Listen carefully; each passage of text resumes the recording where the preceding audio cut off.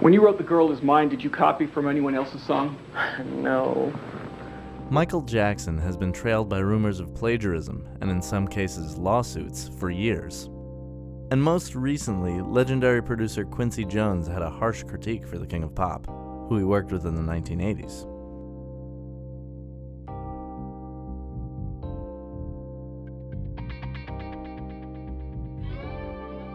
Michael Jackson, with whom Jones collaborated on the groundbreaking albums Off the Wall, Thriller, and Bad, became famous for his fiercely original sound and aesthetic choices.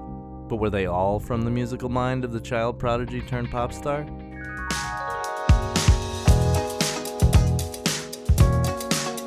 Let's start with Quincy Jones's criticism. He's accusing Jackson of stealing Billie Jean's main groove from a pre-existing Donna Summer single, State of Independence.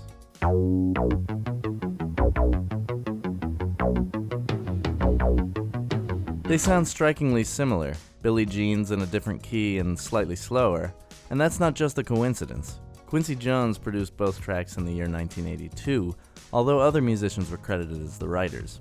Only Jones and the musicians in the room would know if there was a deliberate theft, but actually, it might not even matter. Jackson himself admitted stealing Billie Jean's groove from Hall & Oates. He goes, "Hey man, I hope you don't mind if I stole No Can Do." and I went, "What do you mean you stole No Can Do?" He says, "Nah man, I used it for Billie Jean."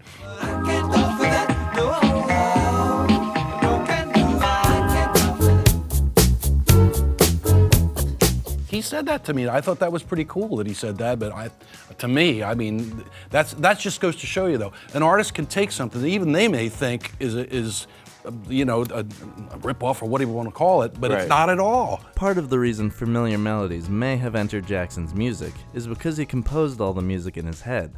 While he was a preternaturally talented singer, he didn't fully play any instruments. When he heard a song in his head, often a fully orchestrated piece, he rushed to record the idea that he could then take to a producer. He demonstrated this in a court deposition for a lawsuit over his hits The Girl Is Mine, Thriller, and We Are the World. What I do is I go to a tape recorder and I put down the sounds the way I'm hearing it in my head. And I'm hearing the bass, I'm hearing the percussion, I'm hearing the drums, and the who is it? Like it goes bum,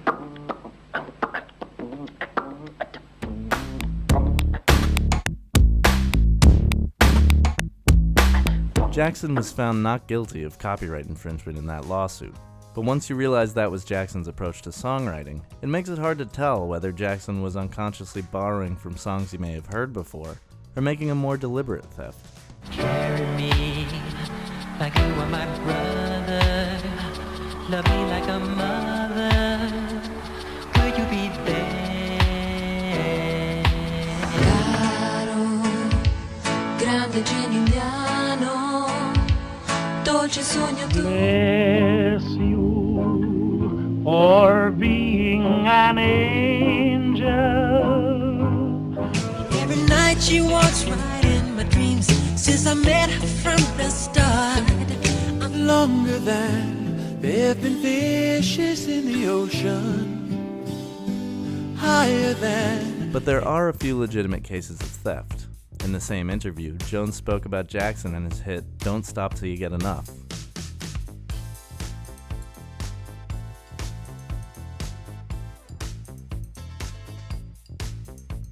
Sure enough, it wasn't the King of Pop who wrote the breakdown that punctuates the song's otherwise bouncy groove. Don't stop till you get enough.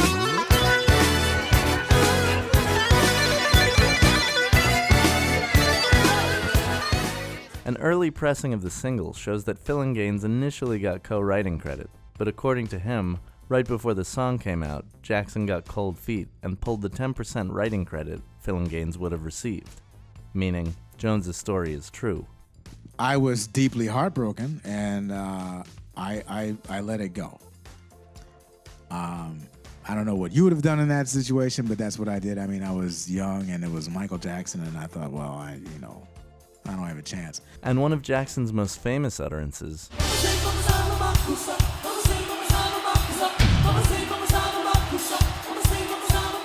was borrowed from Cameroonian musician Manu Dibango, who used the phrase in a dance hit, Sol Makosa.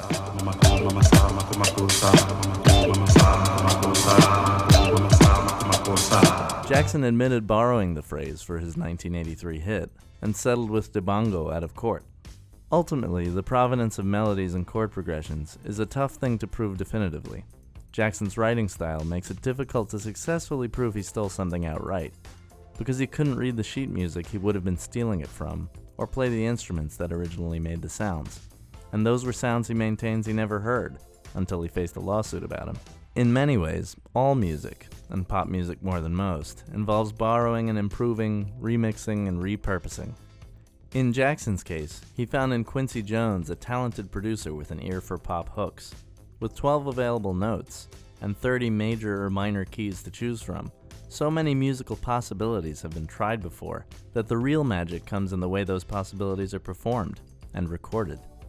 Which means that, while Jackson evaded legal trouble, it was his special alchemy of pop songcraft and jaw-dropping live performance that made the difference in those particular musical choices being popularized around the world.